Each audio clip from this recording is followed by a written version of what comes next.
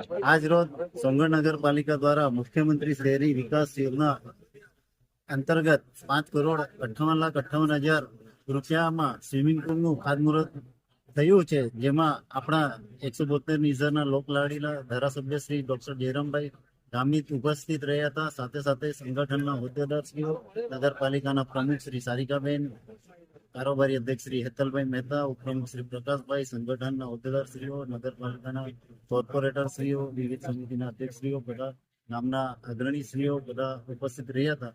આ swimming pool છેલ્લા 2012થી બનવાનું કાર્ય ચાલુ હતું, પણ કોઈને કોઈ કારણસર બન્યું ન હતું અને છેલ્લા 2 વર્ષ પહેલા આનું અમે મહેસૂલમાં જઈને એનું મંજૂરી લઈ આવ્યા હતા અને આજે એ સપનું સાકાર થવા જઈ રહ્યું છે અને આજે આનું ખાતમુહૂર્ત થઈ ગયું છે. આપનો પરિચય? મારું નામ પ્રકાશભાઈ રાજુભાઈ ગામિત, સોનગઢ નગરપાલિકા ઉપપ્રમુખ.